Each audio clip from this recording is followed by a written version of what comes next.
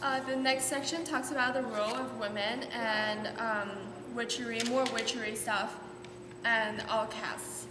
So basically, the role of women didn't really go up during this time. So basically, they were before that they were like subordinate of their husband or their fathers, and they're still subordinates, but they can have some rights, like they can own lands, but they cannot hold offices or be ministers or anything like that. Like, so basically, women can't really have a voice in either the government or the church.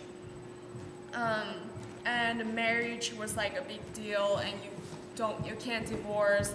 And some like rich people could divorce, and basically what they did was just to like pay a lot of money and say that he never married a woman, and instead of like saying, oh, I'm gonna divorce her. And they still believed the female body was the source of sin, so like people were like, oh, it's all like the girl's fault, and like that's why women were like lower than men. And witches were like those women that are blamed for unnatural events. Like, let's say someone's pig or cows died, and someone would say, oh, it's the witch's fault because they can't explain it. And the church doesn't want it to be like, oh, I don't know what's going on, so they had to blame it on someone. So the witches were the people that they could blame, and sometimes they're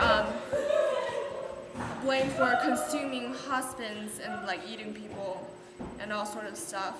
And there were also outcasts, basically, like they were considered useless to the world, and like people just didn't really pay attention to them. So basically the rich people were really, really rich and the poor people were really poor.